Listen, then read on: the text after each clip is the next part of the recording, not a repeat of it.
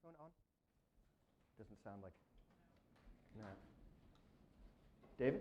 Oh, it is on. Okay, there we go. Thanks very much, and I'm happy to be here. My name's John Dempsey. I'm a fellow here with New America's International Security Program, and I'm happy all of you have come out today. I think we're honored to be here with Dan Green, who's written a fascinating book that I read over last weekend.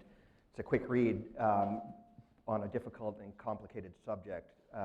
He explores basically the series of experiments that the US and coalition and the Afghans tried over the course of many years following 2001, using auxiliary or local militias to supplement the Afghan National Security Forces where they were unable to or couldn't reach. And I highly recommend all of you taking a look at it. It displays really what is uncommon among the expats and the foreigners that I worked with, having spent 7 years living in Afghanistan myself from 2002 to 2009. Dan is unusual in that he really has an extraordinary understanding of the tribal dynamics, in the shifting tribal dynamics in Afghanistan, but particularly in the Uruzgan, Zabul, Daikundi belt, where he was focused for much of his time there. So I think you probably have copies of Dan's impressive biography, but quickly let me just highlight a couple of key points. He's currently a defense fellow at the Washington Institute for Near East Policy here in Washington, after having served multiple tours in both Afghanistan and Iraq. He was a civilian on his first tour in Afghanistan in Uruzgan province on a PRT there in 2005, then went back in 2009 and 10 to serve as a military liaison officer with the ISAF Joint Command based in Kabul, which I guess was under Lieutenant General Rodriguez at the time, a 3-star. But also because he had had State Department experience, he served as a bridge between ISAF and the American Embassy's Office of Interagency Provincial Affairs, which I think, and he had kind of an unenviable task, I would say, of trying to foster close relations between the US military and the US Department of State, just as the civilian surge was kicking in. He talks about that at the outset of the book a bit. And then finally, he returned for a third time in 2012, this time again to Uruzgan as a member of the military, working on what's known as the Village Stability Operations Initiative, commonly sometimes called the Afghan Local Police Program, which is a program that was designed by Army Special Forces and Navy SEAL teams, and that's the primary subject of this book, though he does, as I said, go through the prior attempts to work on community defense initiatives. Finally, of note, he was also on the Navy SEAL team in 2007 in Fallujah, in Anbar province in Iraq. Not as a SEAL, though. Just not as a SEAL, okay. Sure. But I think it was an experience from reading the book that proved valuable to a degree when he got back to Tirankot, although Dan does highlight a key difference between what was taking place in Anbar in 2007 and what the Village Stability Operations Initiative was trying to do in Tirankot, and the key difference being that it was much more unrelenting direct action in Anbar against the enemy, while in Tirankot they took a more holistic approach, trying to mobilize communities to take charge of their own security leads. So what I'm going to do is ask Dan to speak for a few minutes about the book, to give us a flavor of why he wrote it, what it's about, and then I'll pose just a few questions to him about his personal experiences in Afghanistan, and to hear how he'd reply to some of the prevalent criticisms we hear about the use of local militias. And also, given the timing of today's discussion coming just a couple of weeks after President Trump announced the new US strategy for Afghanistan, I'm going to take advantage of us having Dan here to ask him what he thinks of the strategy and whether he thinks we're going in the right direction. Partly for selfish reasons, because I'm going to be participating again tomorrow on a panel here on the new strategy. So maybe if you have any bright ideas, I can steal some of them. But I'll keep my questions short so that we have ample time for for questions from all of you. So with that, let me turn it over to Dan. Great, thanks so much. Before we kick off the conversation. Yeah, thank you very much for coming. I appreciate it. There were many reasons I wrote the book, but I think the one I'd like to focus on is sort of, I think in the American mind, and even within the mind of many policymakers in Washington, when people hear about special operations forces, they think Navy SEALs, the Osama bin Laden raid, they think of night vision, they think of nighttime raids on compounds, which is certainly what they do, and that's been a large part of what they have been doing over the course of the wars in both countries. But they also do a lot of other things, including what is not well known but is very important to these kinds of conflicts, something called foreign internal defense, or FID. It doesn't sound particularly compelling, but what essentially it is working by, with, and through local governments to help them secure themselves by building up their indigenous forces. The problem with this approach is that while it's very effective, it doesn't lend itself well to the American imagination. You know, it's very compelling when you're trying to write a book or make a movie about a helicopter coming in at night, hitting a compound. It's very compelling visually. It's very satisfying in that it's over quick, and then you move on. But the problem, I think, is that that's a strategy that, however effective it is in the near term, it's not particularly effective long term. It has to be part of a larger approach, including building up local forces. And so if you solely rely on what we call direct action or clearing operations even, that's kind of a recipe for perpetual war. But what you need to do is supplement that with this additional approach. And so this book is a story of a program that Special Operations came up with called Village Stability Operations. It was officially sort of inaugurated in 2010, but it had a lot of sort of antecedents that led to this development. And what it was essentially saying, look, we can clear every village and valley we want, but unless we have a holding force there that's from the community, however effective your near-term efforts were, they weren't effective for the long term. And you had to get the locals off the fence, essentially, get them involved.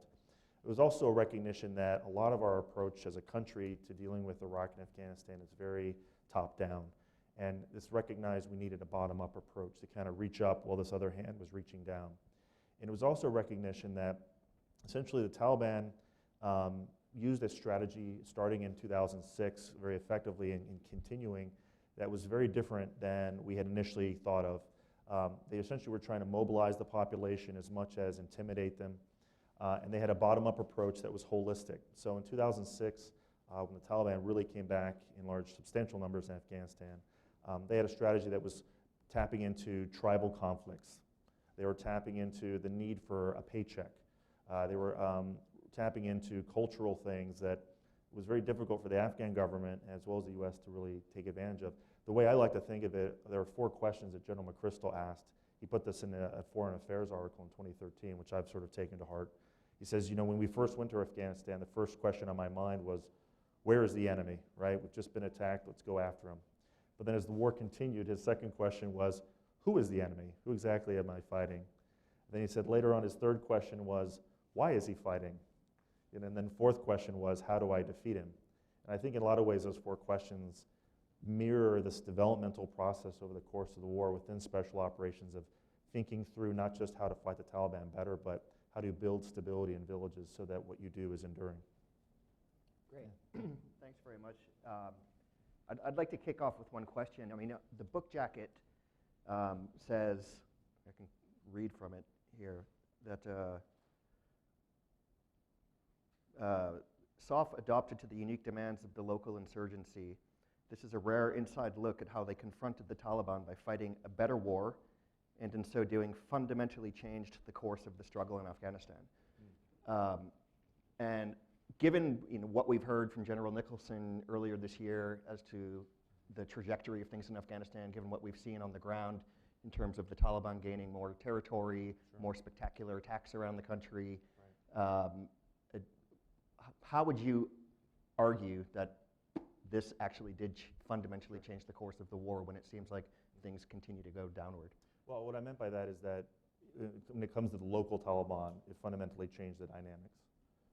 Certainly there's no VSO in Pakistan where the Taliban are constantly being replenished, right? And VSO in and of itself is not the strategy. It's part of our larger strategy of building up the Afghan army, Afghan National Police, having a political strategy to complement that. So I may not have been as precise as I could have been, but that's sort of what I was coming at. Looking at this province I served in, Uruzgan, and being in districts that 7 years prior were completely no-go zones, where our bases were ringed by mines by the Taliban, to then go back and see having this program implemented and seeing this district completely opened up, that you could walk around it now relatively safely, was astounding. And then hear the Afghans talk about it, how they would complain about we used to hit their compounds at night or do these clearing operations, but now that often bred some level of resentment, and then seeing it years later that they were actually protecting themselves and how happy that made them, how much more effective it was. I think, that's what I mean fundamentally. The insight, though, of enlisting Afghans in their own defense, I think that's the fundamental insight that's so central to this, that we had long been missing. Right. Also in the foreword that's written by Michael Waltz, who I think is also a fellow here at New America, he describes the program's crowning achievement as connecting Afghan villagers to the central government from the bottom up. And so I would ask, given we've seen indications that the central government is increasingly unpopular in Afghanistan today, and is seen as still not providing services to the people outside of urban areas, for example, how does this actually work in practice to connect villagers to the central government? Absolutely. So essentially, Green Berets and SEALs were always clearing villages and valleys. We call that sort of commuting to combat.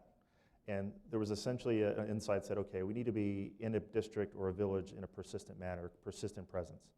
Okay, well, while you're there, you need to raise local forces so villagers protect themselves.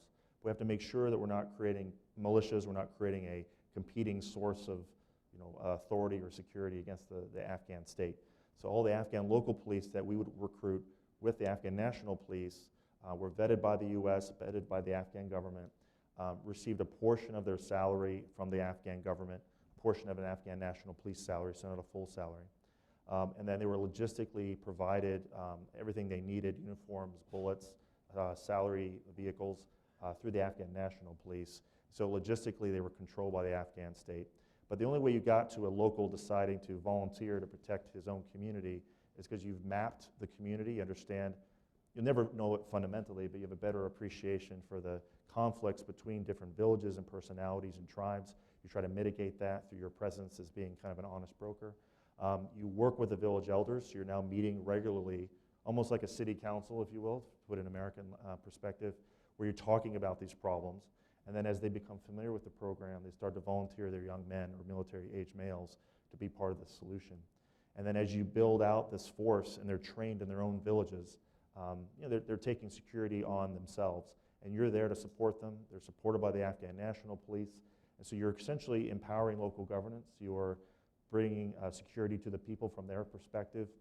You have salaries coming in, which is partly an economic boom, but also through security, the economy improves. So bazaar shops start to open up a little more frequently.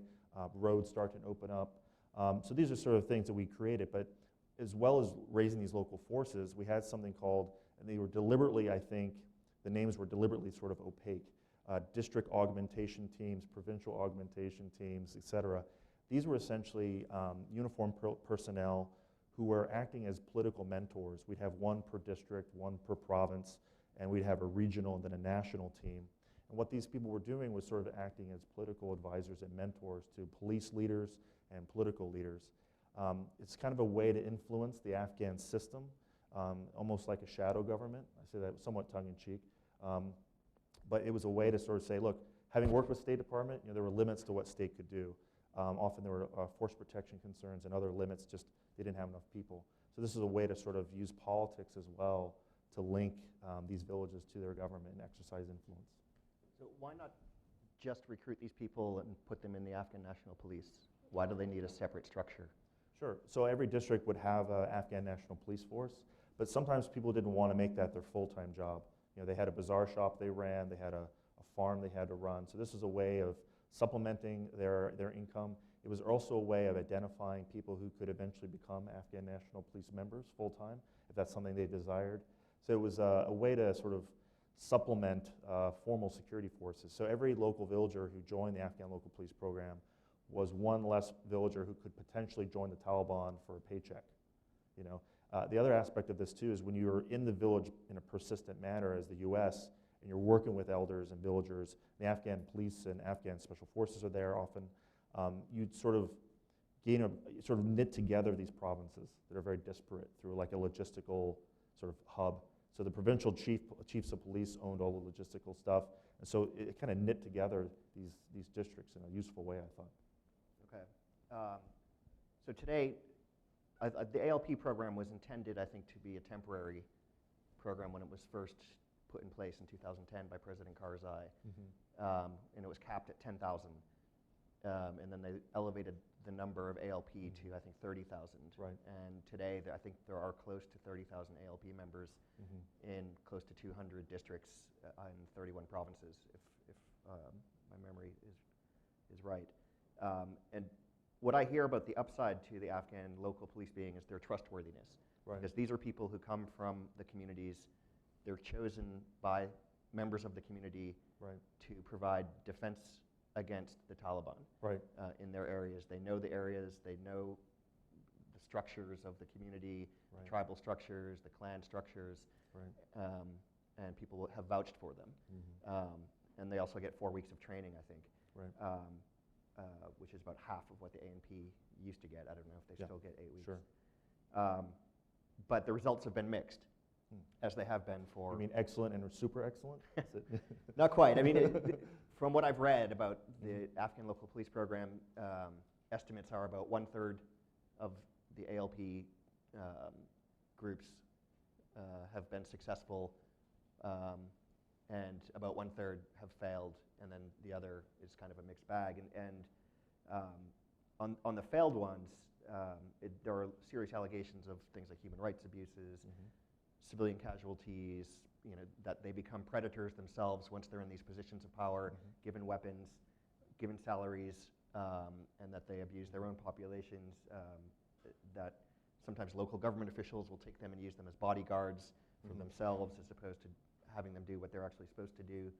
Sometimes they're ill-equipped because the materials and the ammunition that are supposed to come from the central government get pilfered by the ANP or others, and oftentimes they're not being paid, which frustrates them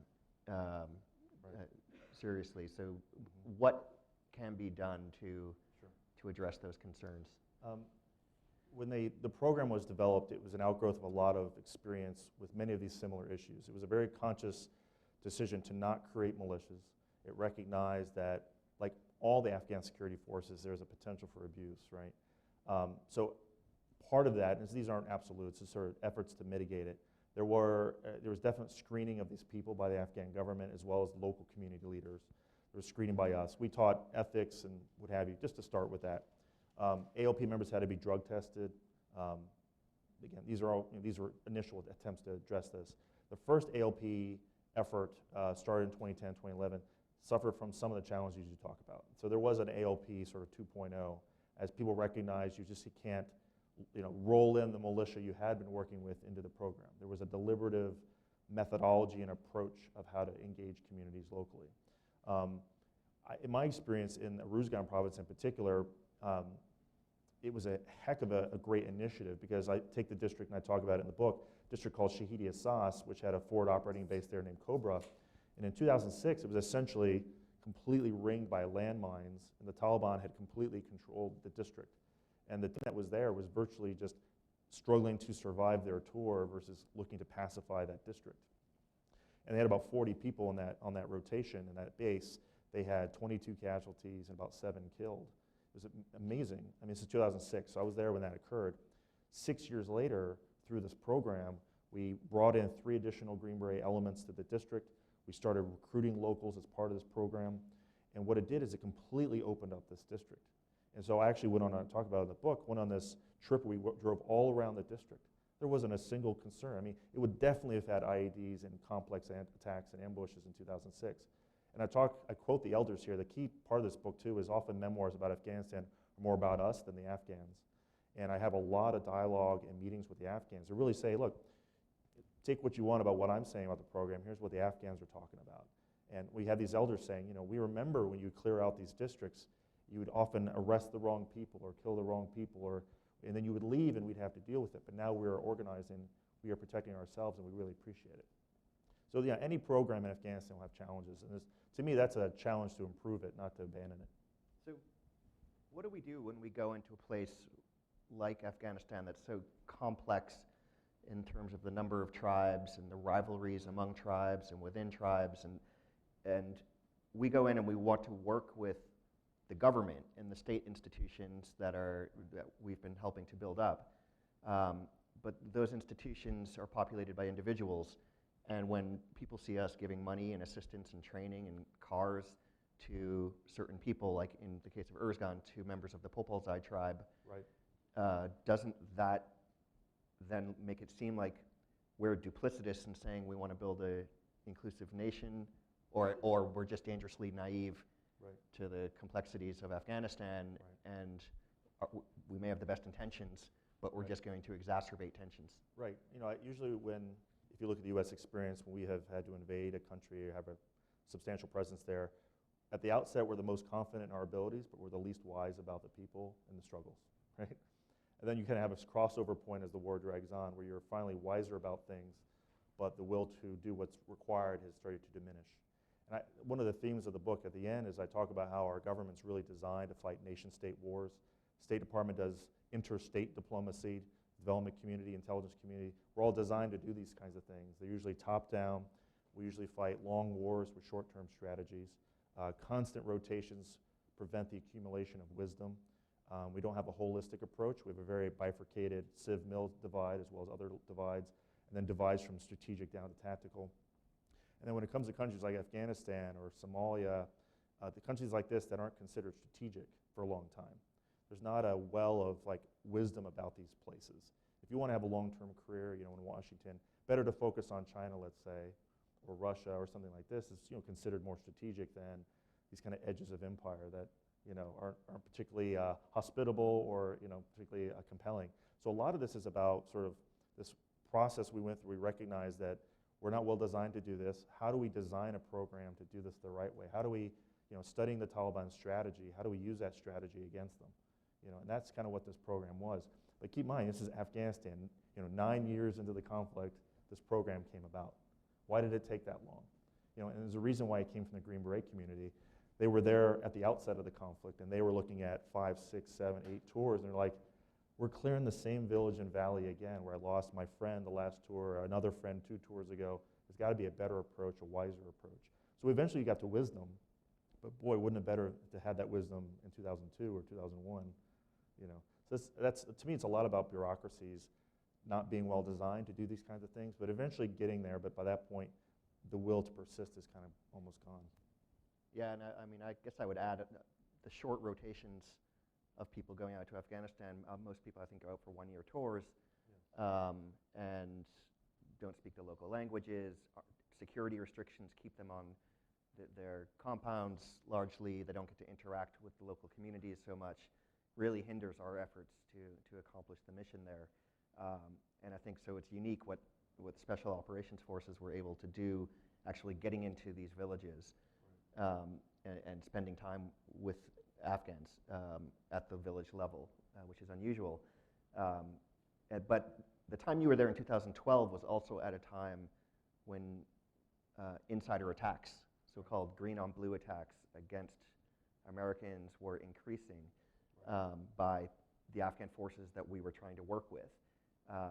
Taliban sympathizers infiltrating somebody who just had a grudge or whatever. So how did the special operations teams that went into these places feel about that? And were they putting themselves at much greater risk than they otherwise would have been? Or is this just natural for special operations to take these types of risks? It's interesting, when you look at the insider attacks that took place, it seems to me, I don't have a full perspective on it, but it seems like many of those that took place tended to take place with the Afghan army. There was some of the Afghan police. In the ALP, I don't recall a single one happening, or there was so few that it wasn't noteworthy. And I'm not saying it's the ALP program got it right, but it's really a question of what units are doing what with whom, right? I mean, the whole point of the Green Beret community was to work by, with, and through indigenous forces. It recognizes you need to have some maturity dealing with morally gray situations. Just maturity in general, having life experience to work with indigenous forces, having that extra language training, being screened to have an amenable personality, they do that. And I think at the outset of the war, we used Green Berets in particular more as a counterterrorism force. And where we did use them to train local forces, which was part of what they were designed to do, was mostly to train indigenous special operations forces, not train the Afghan army.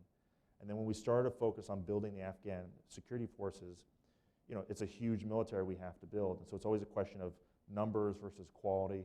And I think a lot of the forces we use, conventional infantry, for instance, reservists, I'm a reservist, I can say this, reservists, other services even, Air Force and Navy reservists training Afghan army. There's only so much you can do with zeal and good intentions, and I think we often misused our resources for these kinds of things. And so you have a young 19-year-old infantryman embedded with an Afghan army unit. There's greater potential for misunderstanding there than a 35-year-old Green Beret who's done a bazillion tours, who's done this before in a number of other countries. I think that's an aspect of this we don't often talk about or focus enough attention on. I've heard reports that the Taliban particularly detest the ALP program, which is probably an indication that it's effective to a degree. It's a threat to their influence in rural parts of the country that they traditionally think that they'd be able to win control over through what you refer to in the book as the micropolitics of the Afghans. I mean, these guys go into the villages and talk to the villagers. It's not like the district officials who are living some ways away and don't interact much or seen as predatory. But these community defense initiatives actually are seen as more trustworthy, which is good. But why is the United States the only country to fund ALPs? Do you know the answer to that? Because I know, there's a multi-nation effort to build up the Afghan National Security Forces through funding through the donors put through the Law and Order Trust Fund for Afghanistan. But when we tried to drum up support for the Afghan Local Police Program, other countries didn't want to participate. Part of it I think is a function of our being the United States, and we have a very well-developed special operations community, and we have different types of units that perform very national, high-end missions. We have other units that perform this kind of by, with, and through, among other tasks. I think for most countries, their special operations units are their tier 1 units that do only those kind of high-end missions that tend to be very counterterrorism focused. And we have units as well, but I think because we have the Green Beret community and the SEAL community, as well as the Marine Special Operations community, which did some of this in Helmand Province, we have greater capacity to kind of do this. And I also think each country has their own respective history they have to deal with or overcome. So the reason I call it A Better War is a conscious reference to Louis Sorley's book, A Better War, which talks about the later years of the Vietnam conflict and talks about General Creighton Abrams' leadership of the war at that time, and how there was a point, they arrived at wisdom and started to apply programs much like the ALP program, such as Bing West's book, The Village, which is very similar to this program in many ways, combined action platoons with very similar approach, So, thankfully, quote unquote, we have this history we can draw from, although it's very traumatic in many ways. I don't know if every country has that, and they have limitations on what they want to do in their country, in Afghanistan. So I think there's some are institutional, some are political limitations. Well, before I turn it over to all of you for your questions, there's one part of the book I'd like you to talk a little bit about. It's my favorite part of the book. It was very well written, and I thought highly unusual and unexpected was the story about Abdul Samad in Khaskurzgan district. Could you just give a little background on that? And Sure. Abdul Samad was a Taliban commander who had a few dozen fighters, mostly local fighters from his village and valley, who had decided to turn against the Taliban and reintegrate with the Afghan government. From what we had been able to put together, and eventually we got to talk to him, he was what we would consider local Taliban. He had been a truck driver in the province of Uruzgan, and for some reason decided to join the Taliban, and he had a little valley that was kind of isolated, and he would use that valley as his base and would raid into different areas and fight our soldiers in this one district called Khaskurzgan. Essentially, foreign Taliban, as we would call it, arrived in his valley. They'd been working with him, but because there were this group called the Hazarans in his valley, they are the Shia, so the Afghans, the Taliban, or the Pashtuns tend to be Sunni. They wanted to go through this valley to go to the local bazaar. Very basic thing, just they wanted to go to like the local, Walmart, if you will, right? But because they were locals, Abdul Samad saw them as his people. Even they were different religiously, different ethnically, they were his people. And the foreign Taliban didn't see it that way. They saw him as Shia, unbelievers, etc. And so there was this big firefight that Abdul Samad had with these, what we call foreign Taliban, and he killed many of them, including a Pakistani intelligence officer who was with them. Well, once that happened, the Pakistanis in particular were like, "You're a dead man," and he knew we were also looking after Abdul Samad as a Taliban commander. So, rock and hard place. He thought he could get a better deal with us, and so he started reaching out to our unit in the district, and eventually he came in, and we had a big ceremony at the governor's compound. I was there. I talked about it in the book, and he, symbolically turned over his weapons. He got a new Quran, a new shawl, a new turban, and a paycheck, and so we started helping him. So we started going out to his house. So we're literally in this former Taliban commander's home, and we helped build it up so he could resist these foreign Taliban trying to take it up. Built trenches, sandbag things, gave him ammunition, some money, and it was phenomenal. It was great. It was very good for us from an informational, operational perspective, but we're always trying to replicate that. But I think the circumstances were kind of unique. But yeah, I mean, your description of the ceremony is really interesting, and of you flying out to his house to talk with him. I guess the question I would have about the whole, and what I think makes it kind of unusual, is that I thought that the program that you were working on was to protect the communities against the Taliban, not to try to reintegrate the Taliban into the communities. That's right. That is the purpose of the program. So the money he got was part of a reintegration fund, which was separate from that local police program. But sometimes you have pragmatic adjustments. It was definitely not an ALP was not intended to do that. By the way, we didn't have a lot of Taliban trying to reintegrate, so it wasn't often an issue anyway. But we had this bridge of money from the reintegration program, peace program, to do it. And then I think maybe down the road he could eventually become part of the local police. But that reintegration program was separate from the national Yes. Afghan peace and... No, it's part of it. That was part of it. It was part of the... Yeah, but it was separate from the Afghan Local Police Program. Two separate pots of money, two different initiatives. Oh, okay. I was confused then. Because I know that, the Afghan Peace and Reintegration Program, Right. APRP, was designed to try to bring in the foot soldiers. Yes, that's where they got funding. We had some bridge money we provided, short-term money, while that program was getting underway. Because it had so many limits on it due to corruption concerns. It wasn't often dynamic enough to take advantage of local situations like Abdul Samad's. So our local unit provided some, bridge loans, if you will, or just short-term cash to help mitigate his problems in the near term while he got enrolled in that program. And so now is he an ALP commander today, do you know? I don't know, but he and his men were evacuated from his district 2 years ago.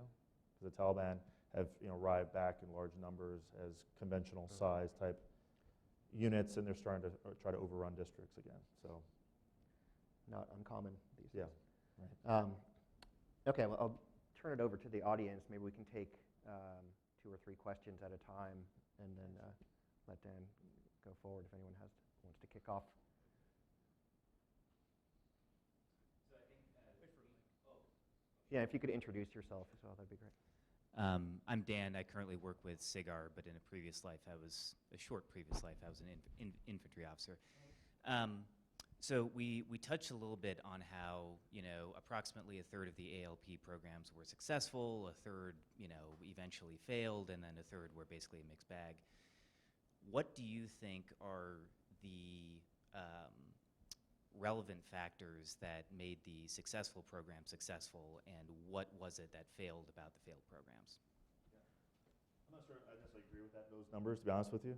I think it was much more successful than the alternatives. So one of the things I was trying to do in the book was saying, my commander said, help me think through success. What does success look like? And then why are some ALP sites successful while others struggle, right?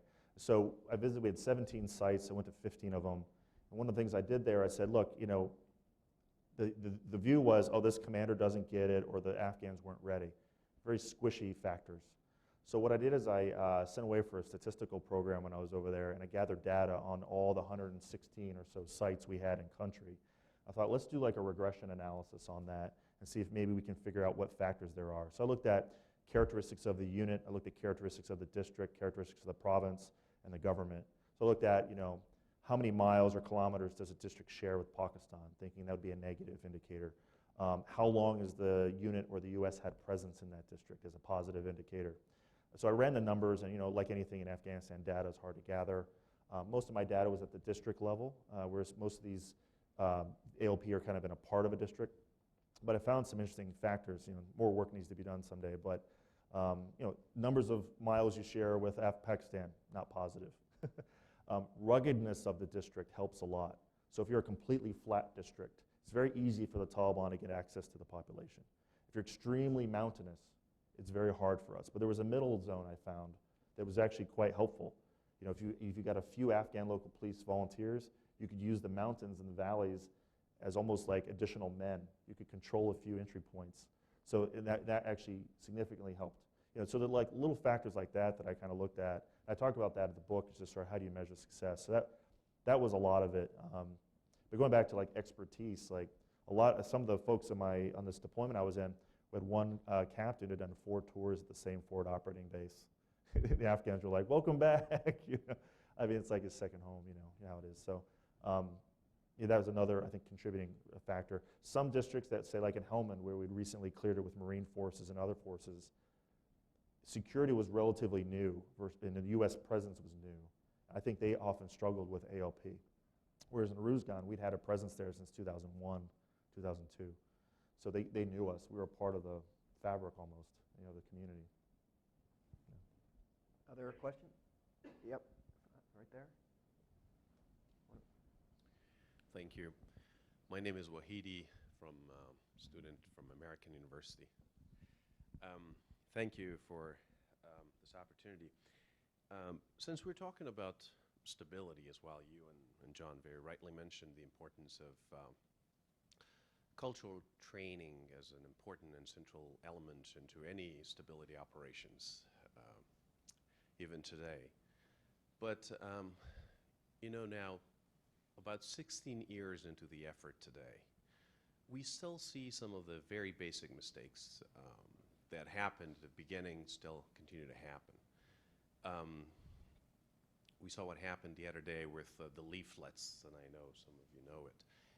It's something that one could only think can happen at the very beginning when you don't know the society, when you don't have even any training, any understanding of any culture. But being into this war and having learned a lot of lessons from mistakes, what do you think is missing? Why do they continue to make mistakes that are so highly costly for both public opinion as well as the whole effort in the country? Right. Thank you. Do you want to take another question in the back there as well? Thank you. It's good to hear you. I'm Gila Nouri from Voice of America, Afghanistan Service. Listening to you and I look through your book, I see that you have been in touch on seeing a lot of warlords in that area, like Rosgan. What kind of programs were successful to bring tribal leaders to cooperate against Taliban? Most of the tribal leaders don't see Taliban as their immediate enemy. And what kind of program was successful really to the Taliban cooperate? And also you spoke about Abdul Samar, that he left the town. So is there a guarantee that he's not going to join Taliban again and fight against the US forces? I think one of the challenges, like anything, whenever you have humans involved, there's going to be mistakes, right, in anything. But having said that, I think what you talk about speaks to this problem, how we often don't use the correct kind of units to do this kind of work. This requires like specialized knowledge. It requires certain personality types to deal well with other cultures, to deal with moral ambiguity, to have a great sensitivity to the interests and needs of other people. And the U.S. military is designed to fight big wars. And we just kill the enemy. Thankfully, he wears a uniform, and then we leave. Obviously, this war is not exactly like that. So I think there was an effort, about this, the Afghan Hands program was an effort to sort of say, look, these constant rotations are really making it difficult for us to understand the war. There's a great quote from Vietnam by the book, Neil Sheehan's book, A Bright Shining Lie. I think it's in the book, or at least it's from John Paul Vann, saying, we weren't in Vietnam 10 years, we were there 1 year 10 times, right? And I think that applies to this for sure. There are plenty of people in Afghanistan right now who are on their first tour, who were maybe born right after 9/11 and are now serving there. I served in this province twice just by luck. You know, we sort of stumble into wisdom. We don't begin with it. We don't consciously design it and try to like get ahead of this learning curve. So I think you should have a modest, light, lean, and long-term force in Afghanistan using the right kinds of people who are committed to the cause as well as the people. And I think you not have these mistakes. You're still going to have mistakes, but kind of these more basic cultural things you're talking about, I think would be less frequent. And I think also when I think these constant rotations are just really making it very difficult for us. You know, it takes the right kind of personality. We have, you know, for example, working at the State Department in Afghanistan is an unaccompanied tour. You know, allow someone to bring their family either in Afghanistan or nearby. You know, this would really help us in terms of recruiting people to go to these countries. Imagine if you could do 5 years there. Like, look at the titles of our memoirs. They always have a 1 year, like Paul Bremer's book, My Year in Iraq. My first book, A Year in Afghanistan, you know. Look at the British memoirs.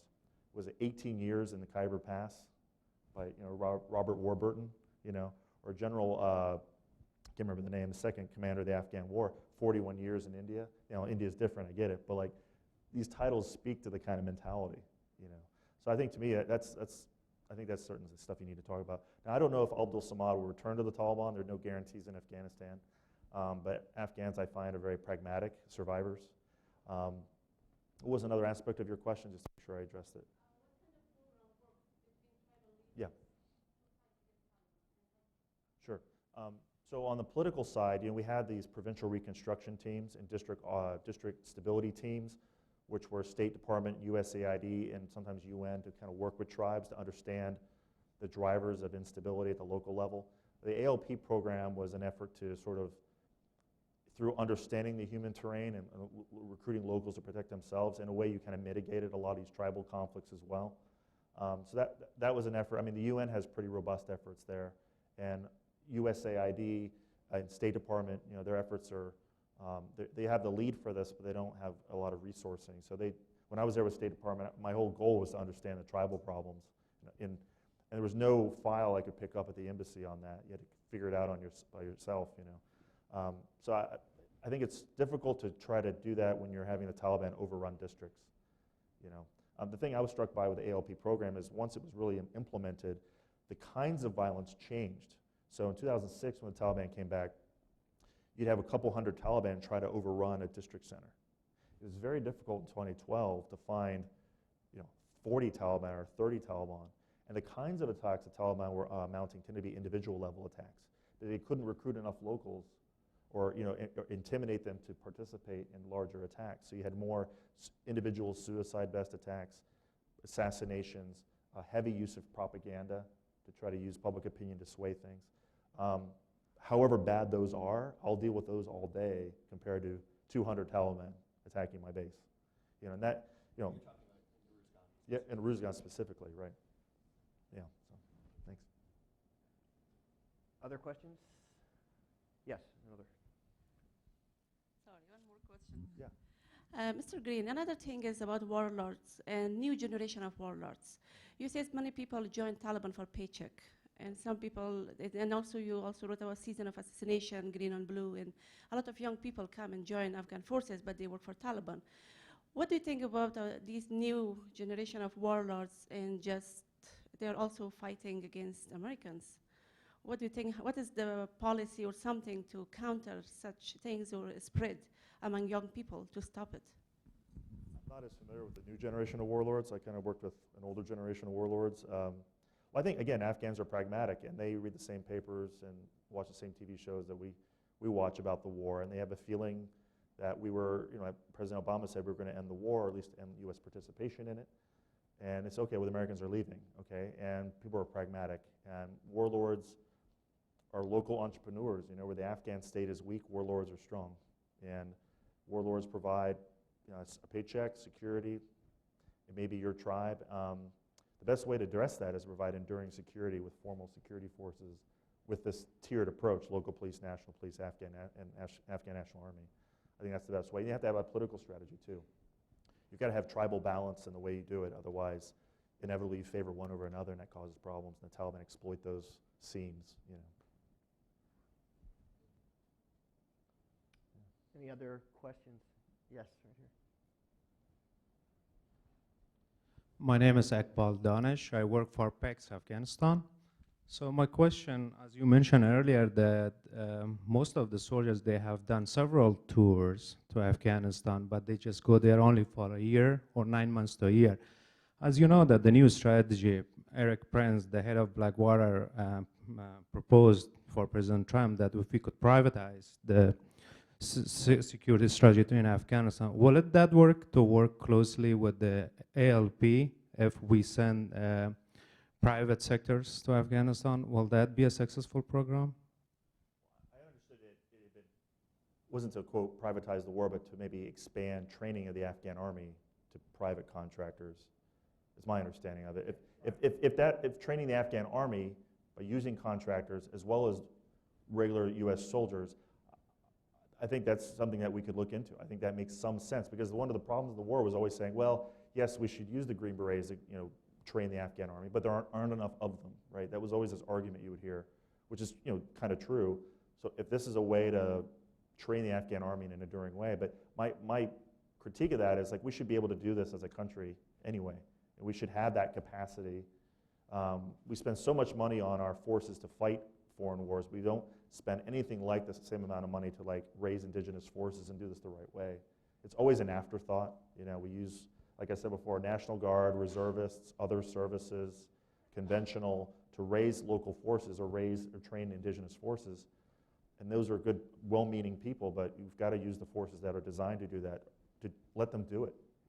So I mean, if it's a stopgap measure, narrowly to train the Afghan army, yes, I would be open to something like that, but other than that, I don't know if there's much use in that approach. Question up in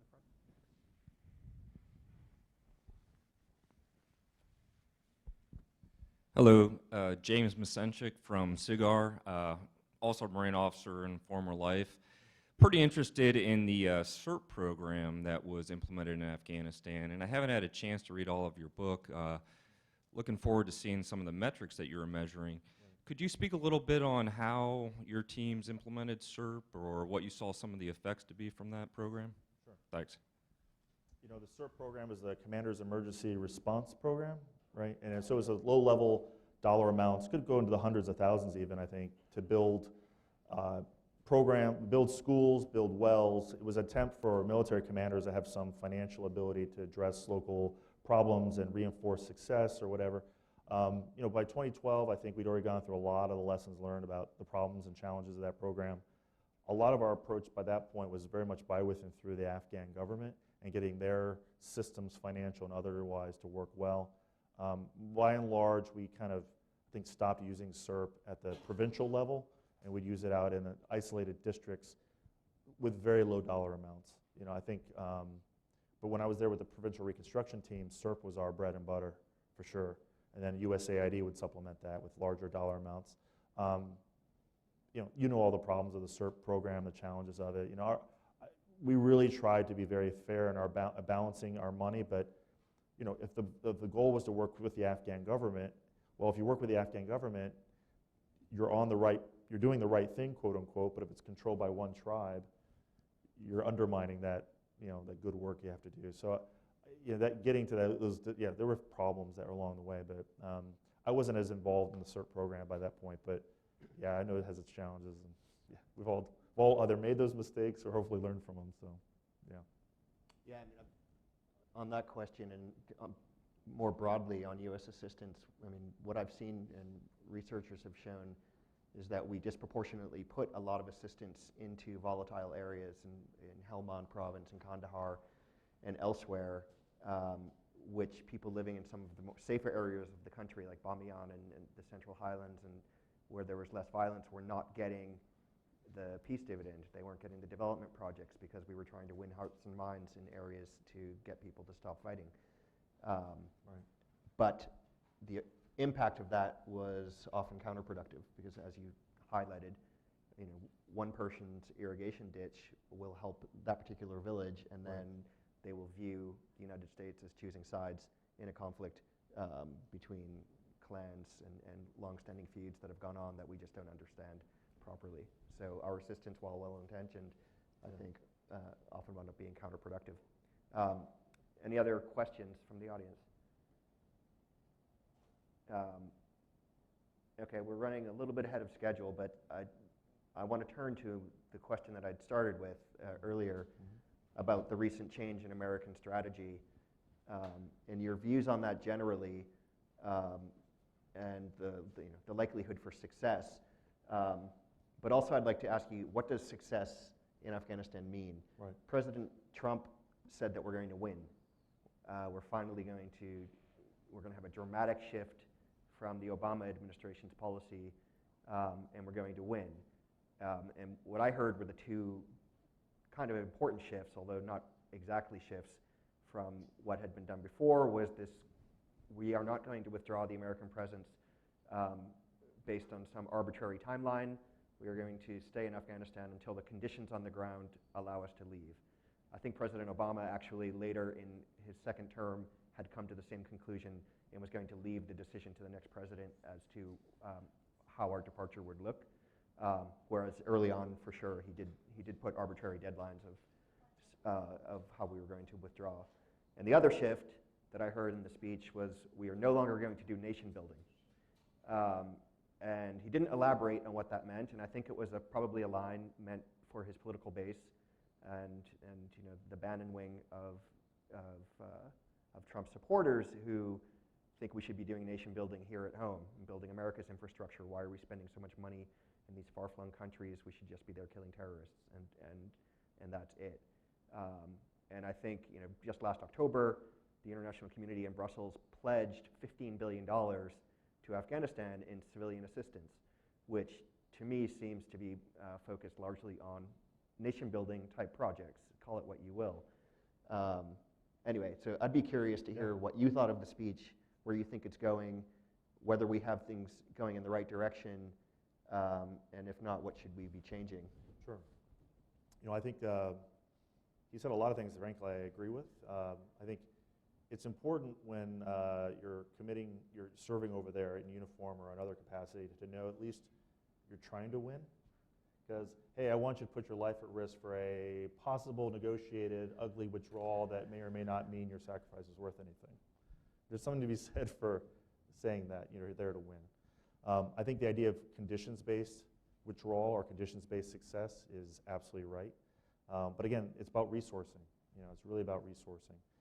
I don't think we're going to see such a substantial increase in resources that we're going to be back as U.S. military personnel in direct combat. That is happening for some units, but I think this is all about by, with, and through, and getting the Afghans to a point where the violence is such that they can handle it themselves. It's not existential to the Afghan state, and that you don't see district centers being overrun, or the Kabul or Kandahar being threatened with being overrun. I think that's very encouraging. I think another aspect of that speech, we'll see how it manifests itself, is talking about tough talk with Pakistan and its safe havens, that it either through its weakness as a state or its conscious policy allow to continue. And I think that will be interesting. I think the president's speech was one thing. We'll see as it starts to be implemented, as the interagency process figures out what these things are. It'll be interesting to see what happens. But I think what we're trying to do as a country is sort of not abandon the Afghan people, but not be there in such a way that's so cost prohibitive, either through losing our countrymen or through financial expenditure, that it's not sustainable. I think, again, light, lean, but long term is a way of having our presence there for an enduring manner that addresses the problems and then allows us to provide those niche capabilities that the Afghans haven't yet developed, such as air power, medical support, intelligence support, specifically logistical support. I think those are things we do as a country very, very well. And so I think that's a way of going about this, I think, and for the long term. But again, I think it's light, lean, long term is the way. I think if casualties are low and the expenditures aren't that high, I think the American people are more supportive of that approach. Now there's a question in the back and one in the front as well.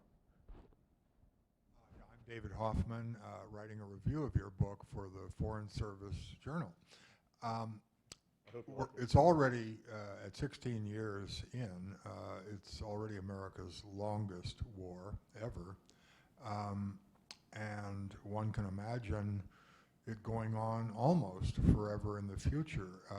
Could this just continue as an American war that never ends.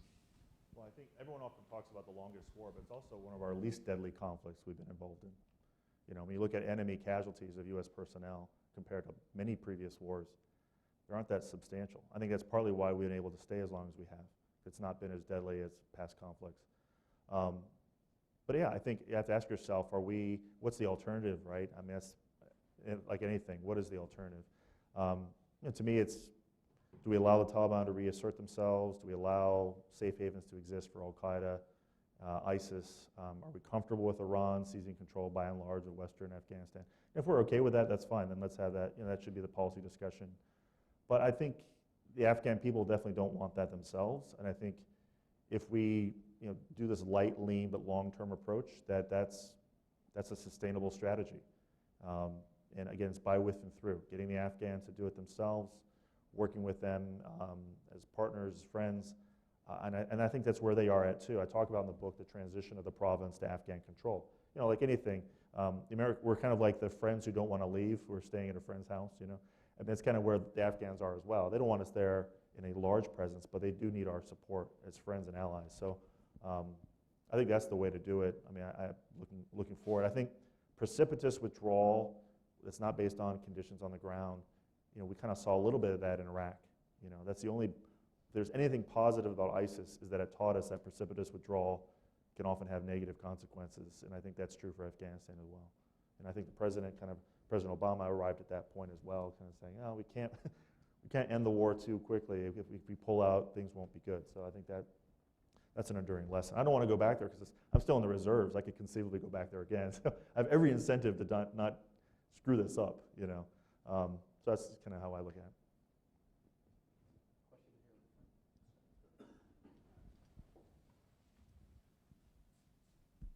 Good afternoon, sir. My name is Jason. I'm a recent college graduate. So then through that strategy that you outlined, how do you think at a strategic level the United States ought to balance priorities between the immediate threats that pose the most significant interest to American interests, groups like Al-Qaeda, Khorasan Group, versus some of the longer-term interests in the stability of Afghanistan, like the foreign Taliban and overrunning villages? So how does the United States balance those two priorities in the strategy that you outlined? Well, I'm not in the administration, so I can only know what what I can see in the press as well. Sure. Right, but what should you think that balance be? Well, to me, you do all of them simultaneously in my mind. You know, you go constantly, relentlessly go after Al-Qaeda and ISIS in Afghanistan and Pakistan, and you set the conditions for the Afghans to deal with the Taliban in their own way. That's not an existential threat to their country. You know, build up the Afghans to such a point that they can, deal with the Taliban issue on their own, with us just in the back supporting. And I think that's the way to do it, I think, long term. But we have to address the Pakistani safe havens. The only reason this war's gone on, really, by and large, not the only reason, there are many, but the central reason is Pakistani safe havens. We've never done anything in Quetta, we've never done anything in these Taliban areas that, there's essentially a Taliban statelet in Pakistan that we've done nothing against. And I think that's certainly, useful to look into. We did kill the head of the Taliban in Baluchistan. True. In 2016. True. But you're right. I mean, I used to work with National Security Advisor McMaster when he was running a task force in Kabul to try to reduce corruption in the Afghan government. And he used to regularly say that there were two main drivers of the conflict in Afghanistan. One was Taliban sanctuary across the border, but the other was the predatory and abusive government that alienated its own population and turned people against it.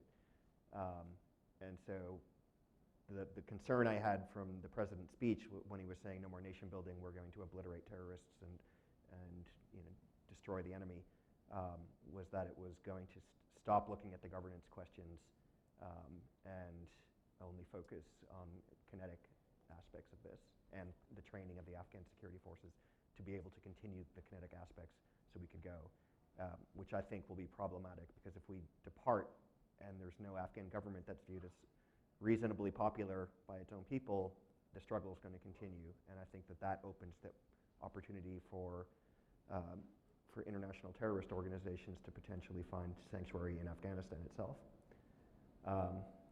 Question right there.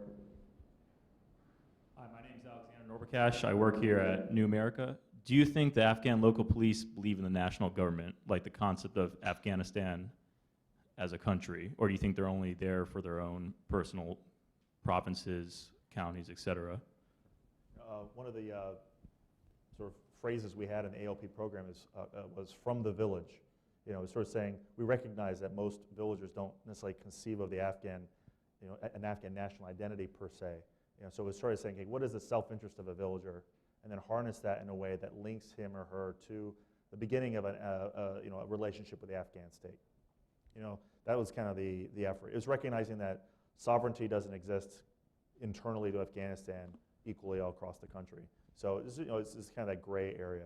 And that when this is an attempt to try to link these villagers to the state and try to, once you have security, try to get more of the provincial government out to these isolated areas, even district governments. So it was an attempt to kind of build sovereignty as well. So it was like a holistic program. It wasn't just a security program. Now, along the lines of the Constitution, when we helped with the drafting of the Afghan Constitution, we were, again, most confident in our abilities, but least wise about the country. And I think the Constitution that we helped bring about created such a highly unitary Afghan system of governance when the people live in villages and valleys and want a decentralized system. And I think if you look at the provincial government, the governor is appointed, provincial councils are elected, but they have no power. District directors of health and education, they're all appointed by central governments. District chiefs are all appointed. The provincial governor does not control the provincial police. They have to work it out through their personalities. And to me, there's like a democracy deficit at the local level. All the pieces and parts are there on paper, but they don't have that necessary connective tissue to have, sort of rights and responsibilities and checks and balances. And so if you're a tribe that's excluded, like the Badakzai tribe in Uruzgan, when the government is the Papalzai, you always have the Taliban in your tribal area as a hedge against future problems.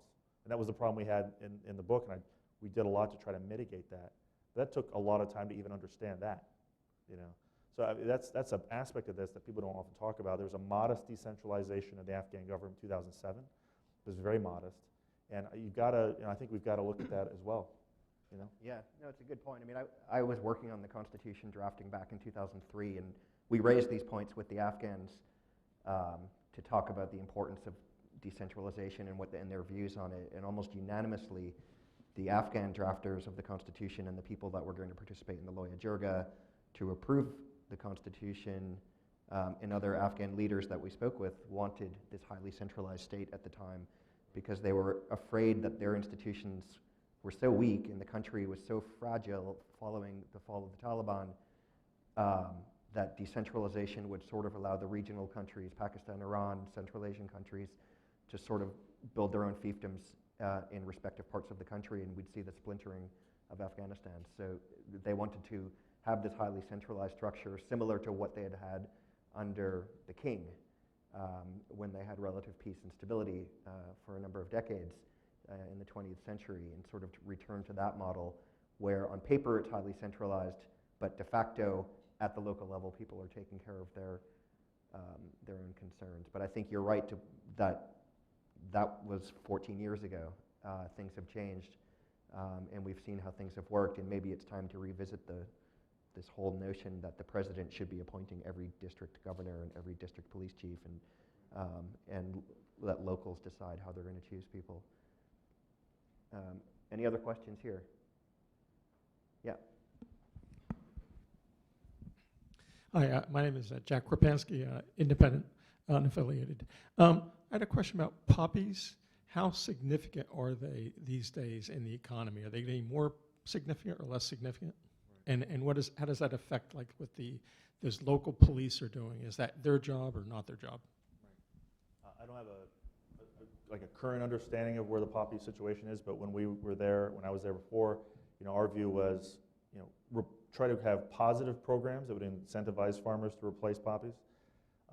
The reality is a lot of our bases would be surrounded by poppy fields, and so you have to ask yourself, am I going to go after these fields and then possibly completely have a valley against my base or not? So I think we had a kind of a little bit of a live and let live aspect to it, but we did go very aggressively after heroin smugglers and the illegal drug aspect of it, but not the farmers. And then We also did a lot with the criminal patronage networks that General McMaster's task force to try to mitigate. My sense is, it's continuing. It's there. It's going to be there for a long time. I don't think we ever had a real comprehensive approach to doing, because often poppy would grow in places that we hadn't secured yet. It was very hard to go after those programs. And the Taliban would use the threat of our possibly going after it as a recruiting tool. So, it's a morally gray world we're living in there. So, I think we're trying to focus on just security. So to me, poppy is part of that, but we're just trying to get the right mix of resources there to do this for the long term. So, there's a lot more that needs to be done. No good news. Right, so the ALP program, their mandate is much more limited. Much more limited. They're not policing the community and arresting people for they don't have that authority. Right, they're defensively oriented. The Afghan Local Police Program was consciously designed that way so that they weren't going on the offensive against other tribes, and their logistics were controlled by the Afghan state, which we were part of and monitoring.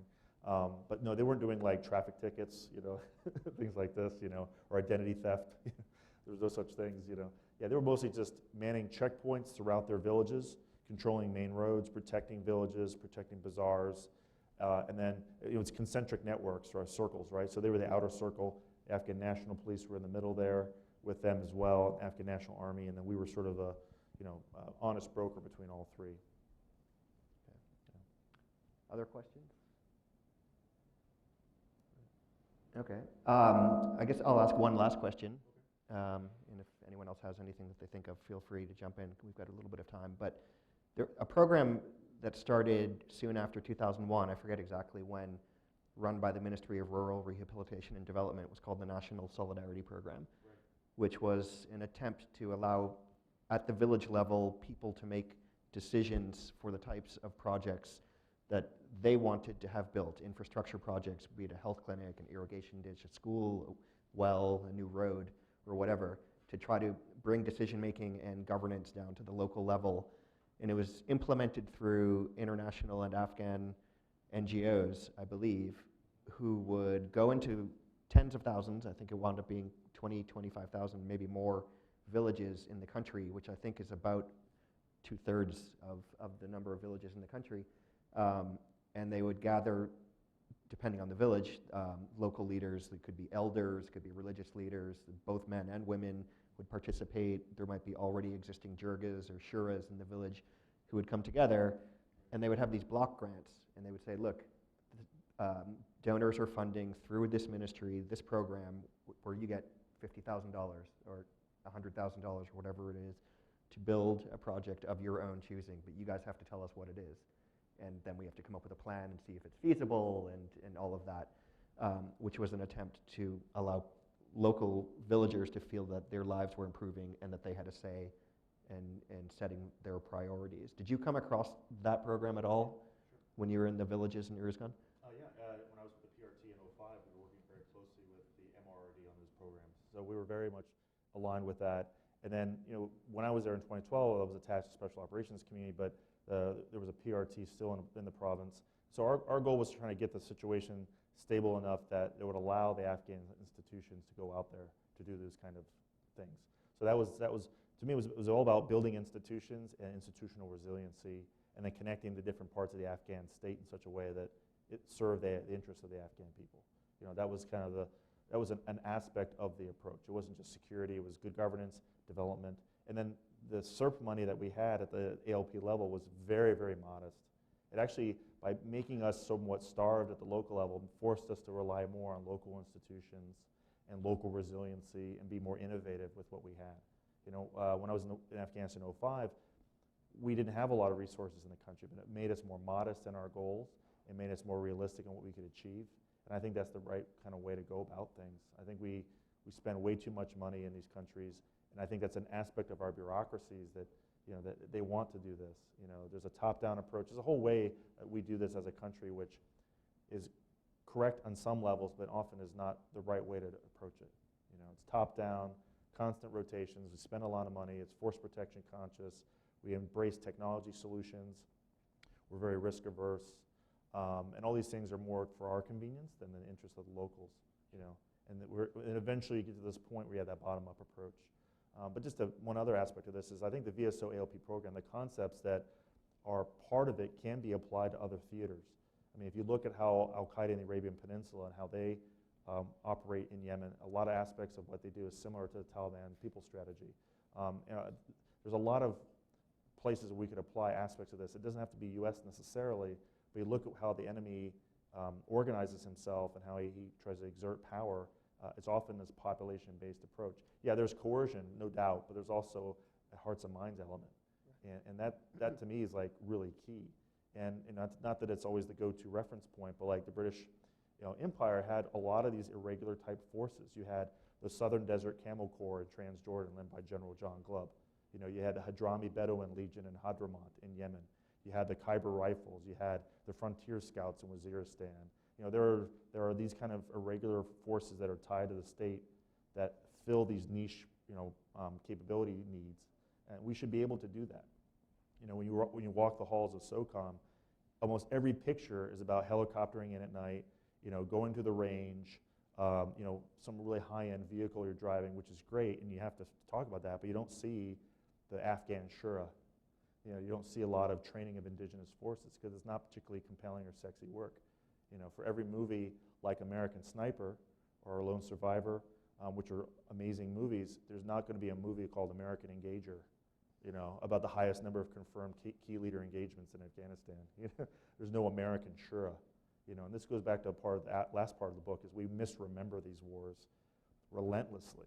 Like if you look at the titles of these memoirs, you've got, there's one called Carnivore, about a guy who got a Silver Star in Iraq. There's a book called The Reaper, it's about a sniper. I mean, there's a book called Carnivore, not Carnivore, but Rage Company. These are all memoirs about shaping and clearing operations when it comes to counterinsurgency. There's no book about, building and transitioning.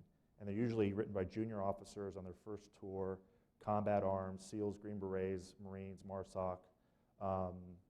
And then, they have that one tour. Usually Afghans or Iraqis, if they're mentioned, they're usually shooting at you. And if they're not shooting at you, they're usually interpreters or hard luck medical cases, right? So you don't have any sense of the history of the place, you have no context, and you only have that one tour. What's the place like 6 years later? This is partly why I also wrote this book, to have that long-term view where the Afghans are part of the narrative, and I fill in the history so you understand what we're trying to do and why different tribes see decisions from different perspectives. That's why my book will never be made into a movie, which is fine. I'm a piece of that because I think it's an important book, like The Village by Bing West, or War Comes to Long An, about the Long An province of Vietnam. These are absolutely essential books about that stuff. Books that are constantly about relentless, clearing operations are great, and I have a bookshelf of them. But in the end, they're unsatisfying because it's like, yet the next rotation is writing the same book, clearing the same village and valley. Right. I mean, the Afghans have a long history with village militias, and not necessarily a good one. And I think that was one of the big reasons President Karzai was very reluctant to go along with the ALP program at first, when he thought back to the Soviet-backed Najibullah regime and the role of the PDPA back then, and the militias and the dark history of the role that they played in those years. But he did go along and signed the decree creating ALP, and thus far, with mixed results like everything in Afghanistan, but it looks like it's going to continue and hopefully continue to improve. Yeah. But any other final questions? Or yeah, right in the back. Go ahead. Hello, my name is Fardaus. I'm from Herat, Afghanistan. Great. Thank you very much. I'm sorry I was late if you already touched on these points. I actually want to know your idea about the demographic change in Afghanistan. Recently, you see that the majority of population is the younger generation, and currently more than half of the population live under poverty line. Unfortunately, 68% of the population, the dependency ratio is critical in Afghanistan, while 40% of the population are unemployed. So there are a lot of social and economic factors that cause too many other challenges, including joining youth to the Taliban or insurgency groups. At the same time, there are some groups who are supported by Pakistan or some other countries like Iran because of the natural resources or other factors. So how safe do you see Afghanistan for the Taliban who can rejoin the peace process? Because recently there was also a debate in New York Times that probably Afghanistan is not safe for those Taliban who are trapped in this black hole to come back to Afghanistan. They will be targeted again. So how do you see these interrelated factors, unemployment rate, the poverty, the socio-economic factors and political factors and pressures by outsiders? Thank you. I think we're in great agreement. These are all interrelated. And the Afghan Local Police Program, we talk about it as a security program, but it was also an employment program. And through better security, the economy would do better in these villages. You're absolutely right. I think if I was an Afghan and I heard President Obama saying we're pulling out U.S. troops by 2014, I'm going to hedge my bets. You know, I mean, how can you roll the dice and put your faith in a future that may not happen? And the reality of you're choosing the wrong side could be pretty catastrophic. That's, I think, part of this approach by the president. I like to think President Trump, that is, to say, hey, you know, we're there to win, conditions-based. I mean, some of that's, you know, we'll see how the resourcing looks to do that, to achieve that. How does that really manifest itself? But part of that's also reassuring our Afghan allies. I mean, every Afghan I talk to, I mean, I always had a strategy to leave the province. You know, they were my interpreter, who I talk about in the book. The woman he married, she had 2 brothers who lived in Great Britain. He was like, "That's great. You know, I could potentially go to Great Britain." You know, and that's, you know, how do you create the conditions so that people make the decisions to invest in their own country and stay there? And you know, to me, we're at such a point. There's a lot of wisdom, and General McMaster has a lot of wisdom. Secretary Mattis, General Dunford, they have a lot of wisdom about this process. So I have a lot of, you know, hope in them. But you're right; these are all interrelated. They're not separate. It's not just a State Department problem and a USAID problem. It's the economic problem as well as all these things. So it's interrelated, you know. But yeah, I think there's an awareness of that, but we'll see how we approach it. I just don't know. We're in great agreement. I just don't know how to address it. Yeah. Yeah.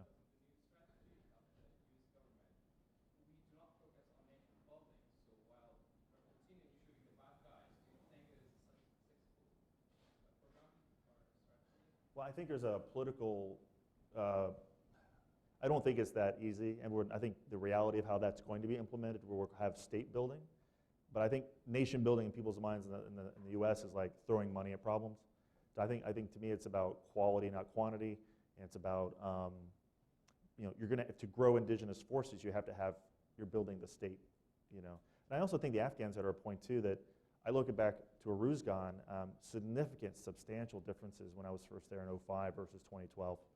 I mean, I think there's such greater capacity on the Afghan side, even in rural places like Aruzgan, to do these things by themselves. So I think the Afghans are at a point too, they can do a lot of this on their own, but like anything, we're at you know, they want to know they have support. You know, they can do it themselves. I think to me it's about knowing that we're there to help where we can, and if they want that help. It's a much more modest approach. I mean, eventually we were going to get to a point where the Afghans had to take responsibility, more direct responsibility. And I think there's a lot more Afghan capacity to do that now. Any final thoughts, questions? Yes.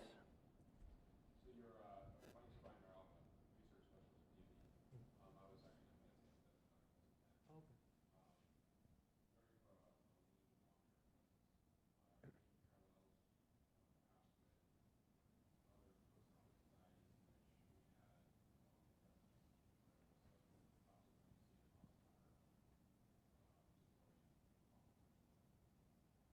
Well, I mean, people tend to reference like the experience in Japan or Korea, you know, right? That's the famous, I figured it'd be at the border hostile, yeah.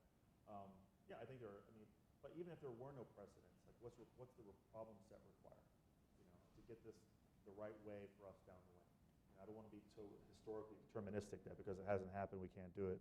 I think we can do it. I think it's possible. But again, I think it took us a really long time to get to that point, understand what's required for building stability in Afghanistan. And I think there's a lot of bureaucratic pathologies in how we fight these things, which made these problems harder than they needed to be and undermined support at home.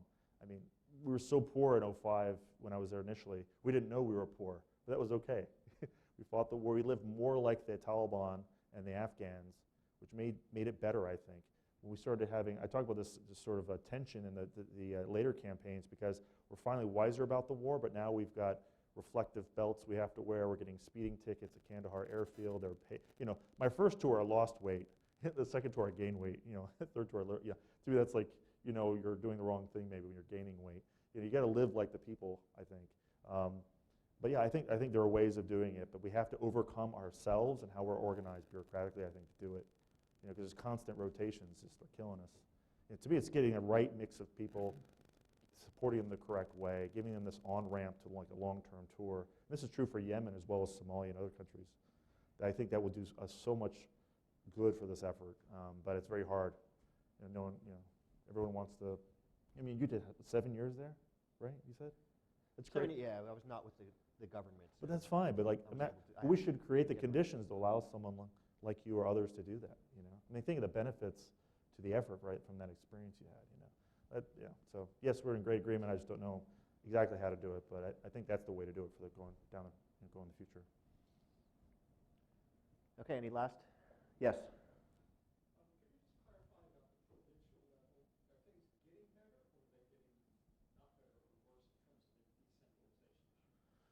Well, so in terms of like living conditions initially, and then.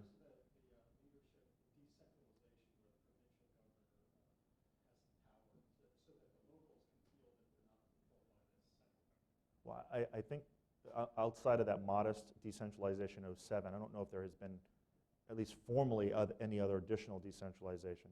But there's the Afghan informal system, which tends to govern around, things it doesn't like. So I think we had a generational change in the province. The old warlords, by and large, had died or were killed or retired. And so you had a new generation who were often the sons of famous mujahideen. So they hadn't fought, but they had, living off the good reputations of their family. And they've come up under our system. I was always sensitive to Afghans using my own acronyms in my own meetings. I felt I had to be very careful because they knew our system. And I found that increasingly. You had more guys who had suits and ties, and not so much wearing traditional, like say Pashtun or Afghan garb. And they talked more in programmatics and budgets, which is great. That's where we want everything to be. And then in terms of the province, we had an Afghan who was in charge of administering civil service exams in Uruzgan. I was like, what? That's great. We had a university open up in the province. I only taught a few classes, but it existed. And that's happening in Uruzgan, which is an afterthought for people. I'm certainly hopeful in other parts of the country. But I think we have to relook at that unitary state thing, because I think maybe it does make sense from what you shared, maybe at the outset to have done it. But now that Afghan capacity has grown, I don't think you do it wholesale, you do it modest. Change should be incremental, I think. I think like with President Ghani, since he's taken over from President Karzai, he's taken a much more direct role in the appointment process and vetting of district governors and police chiefs. I think for sincerely good reasons, is that he's the reform-minded, progressive president who wants to make sure he's not putting corrupt officials into the districts to try to improve governance. But at the same time, the fact that the president in a country at war is spending his time, to interview 350 district police chiefs and 350 seems like he's not prioritizing perhaps properly or delegating enough. But I think that there probably will be some push towards more decentralization as the political system evolves. But okay, I think we're about out of time actually. So thanks to everyone. I know that there are copies of the book, or a few copies outside, so I recommend picking one up if you can. It's a great read, a quick read, and quite informative. And so please join me in thanking Dan for coming today.